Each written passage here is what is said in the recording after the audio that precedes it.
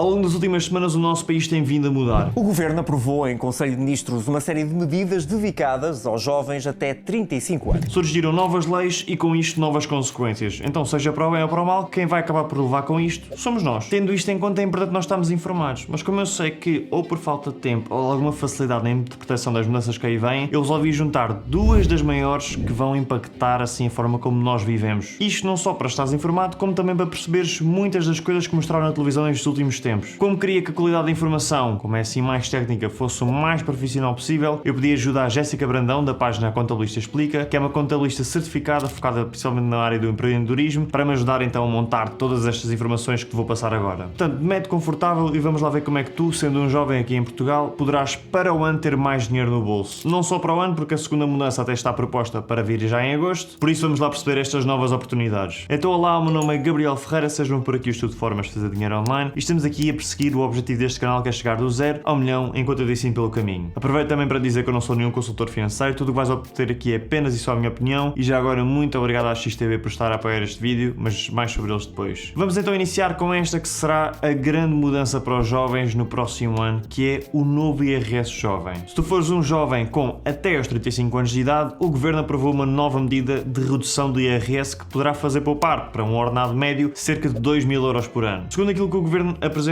jovens que estejam num trabalho dependente, que é a categoria A, no fundo se trabalhares para outra pessoa, ou jovens que trabalhem num trabalho independente, que é a categoria B, no fundo estás a trabalhar para ti próprio, passam a beneficiar desta redução significativa naquilo que nós descontamos mensalmente do nosso ordenado para o Estado, ou seja, para o IRS. Esta taxa do IRS passa a variar entre os 4,42% e os 15%, até ao oitavo escalão do IRS, ou seja, se receberes até 81,199 euros por ano, mas como tu não consegues perceber o impacto que isto tem sem perceber as percentagens anteriores, antes este mesmo intervalo variava entre 13,25% e 45%. Eu não sei se apenas pelas percentagens estás a conseguir perceber a diferença, mas é muito grande. Nós já vamos ver exemplos. Ainda assim, tendo em conta que os jovens têm rendimentos mais baixos, acredito que estas taxas vão estar aí nos 4,4%, 7% e 8%, não muito mais que isto. Para ajudar a visualizar isto, deixo aqui algumas estimativas. Um jovem que ganhe 1.000 euros por mês com 21 anos de idade vai poupar 1.993 euros por ano até aos 35 anos de idade. Isto é muito dinheiro. Já um jovem que ganhe, por exemplo, 1.500 euros por mês, irá poupar 1.967 euros por ano. Ficam aqui dois exemplos diferentes para dois tipos de ordenado diferentes. Esta regra arranca então dia 1 de janeiro de 2025, logo no início do próximo ano. Ainda assim, é importante referir que o nosso IRS jovem este ano continua a ser diferente do que vai ser para o ano. Mas para quem está a usufruir do IRS jovem agora, pode optar por manter-se neste e não mudar para o novo. Eu pessoalmente não sei qual é que é a vantagem de não mudar, mas há esta hipótese. Pronto, é melhor ter uma hipótese do que não ter. Lado positivo e negativo desta medida. Portugal passa a ser então muito mais apelativo para jovens como eu e como tu. Acabamos por ter uma ajuda neste nosso início de vida até aos nossos 35 anos. Ou seja, poupando mais, os jovens terão mais possibilidades, seja para sair de casa, seja para saldar possíveis dívidas que tenham contraído até agora e até mesmo terem possibilidades para conseguirem investir para o futuro. Por exemplo, falando nesta área do investimento que é muito importante para mim, na minha opinião, nós devemos começar a investir assim que seja possível financeiramente. Eu, se pudesse e se tivesse possibilidades na altura, eu tinha começado a investir regularmente um dia que tinha feito 18 anos. Porquê? Porque eu pessoalmente não acredito, por exemplo, que vou receber uma boa reforma. E certamente não me quero reformar quase aos 70 anos como neste momento está proposto. Reparem nisto, se eu tivesse começado a investir aos meus 18 anos para a minha reforma, num ativo com 100 anos de história que retorna em média 10% brutos ao ano, chamado iShares Score S&P 500, já falei dele algumas vezes aqui no canal. Algumas não, várias. E este fundo aqui segue as maiores 500 empresas dos Estados Unidos, ou seja, se tu investires neste ETF aqui, ele vai espalhar o teu dinheiro automaticamente para estas empresas todas. Algumas destas empresas são a Apple, a Microsoft, a Tesla. E eu, aos 18 anos, com 100 euros por mês, podia chegar aos meus 65 anos milionário, caso estas percentagens se mantivessem. Mais uma vez, seria um valor bruto e não ajustado à inflação, mas ainda assim é incrível. Agora vê a diferença se eu tivesse começado 10 anos mais tarde, portanto, em vez de ser aos 18, aos 28. Com as mesmas contas, ou seja, 100 euros por mês até aos meus 65 anos, eu acabaria com menos de 400 mil euros brutos. Ou seja, 10 anos iam custar 600 mil euros nesta estimativa que estamos aqui a fazer. Eu pessoalmente invisto para a minha reforma na XTB, desde que eles abrirem o seu plano de investimentos, eu até comecei a utilizar essa funcionalidade, porque permite automatizar de certa forma o pagamento, para não ter que ir lá todos os meses clicar nos botões. Então, já aqui na XTB, como eu faço para investir todos os meses, clico aqui onde diz Save e eu quero criar um plano de investimentos. Então, vou começar aqui a investir, compreendo, e eu seleciono o ativo que eu quero, que é logo o primeiro, iShares Score S&P 500. Clico no próximo, criar um plano, depois podem mudar aqui o nome e o vosso logo, reforçar o plano e podem escolher se querem automático ou manual. Vamos supor que eu queria automático, eu depois posso escolher se quer cartão de crédito, conta de XTB ou transferência bancária. Se fosse, por exemplo, aqui na minha conta de XTB, eu neste momento não tenho os fundos, portanto,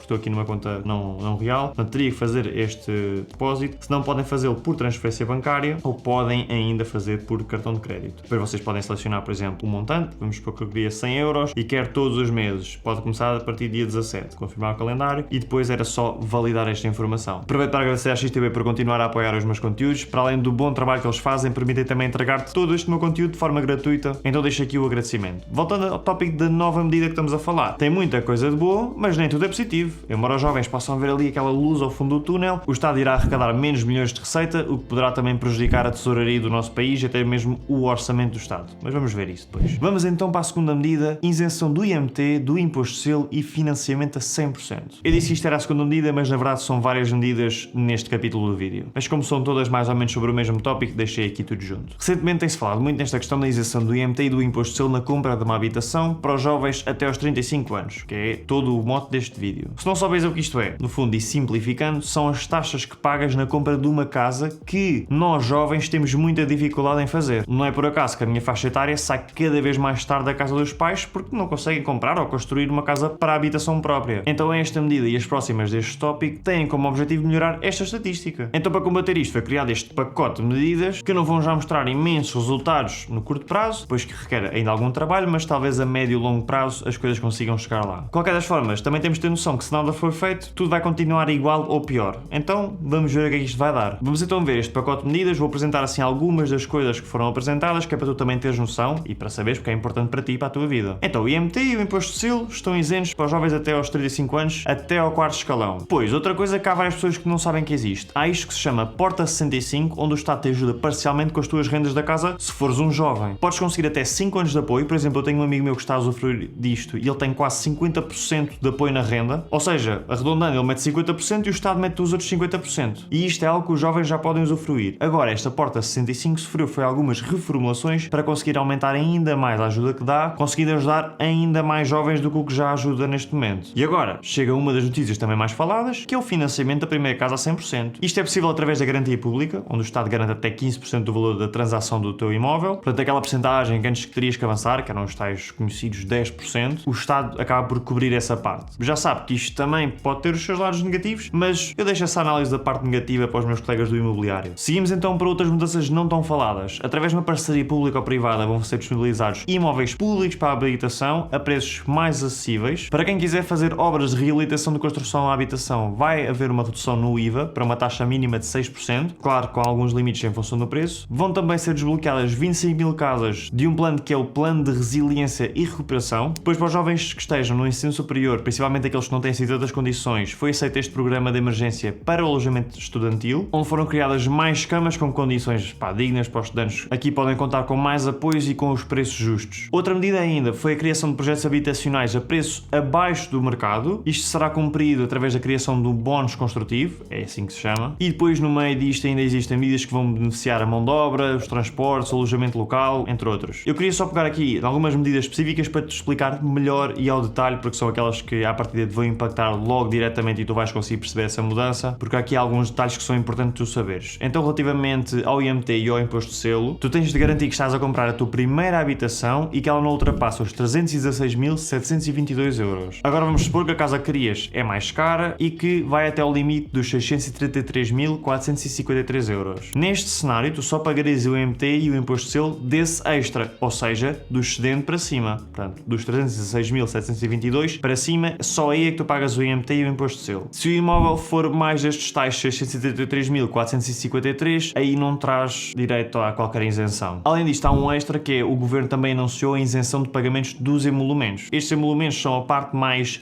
administrativa e judicial do processo. Emolumentos são, por exemplo, o registro predial, o notariado, licenciamentos, esse tipo de coisas. Agora, relativamente ao financiamento a 100%, tu vais então ter esta entrada até 15% financiada. Para isto, tu tens de ter entre 18 a 35 anos, mais uma vez. Os teus rendimentos anuais podem ir até ao 8º escalão, mais uma vez, até receberes 81.199 euros anuais. Não podes ser proprietário de nenhuma habitação e é aplicada até a imóveis de 450 mil euros. Nesta medida, no fundo, o Estado fica como o teu fiador daquela tal porcentagem dos 15% para que os bancos depois consigam financiar as tuas operações a 100%. Como eu compreendo que é difícil perceber quando é que se poupava nestas coisas do IMT, do imposto de selo e tudo mais, nós vamos ver aqui um exemplo prático. Um imóvel que custe 250 mil euros aqui no continente, o IMT a pagar seria aproximadamente 7.500 euros e o imposto de selo seria também mais ou menos 2.000 euros. Só com estes impostos terias que pagar perto dos 10.000 euros. Mal esta medida entra em vigor, traz essa poupança imediata, portanto esse valor vai à vida, mas isto não fica apenas por aqui, porque tu antes, para teres o financiamento de uma casa aprovado, terias que ter pelo menos os tais 10%, portanto se uma casa custasse 250 mil,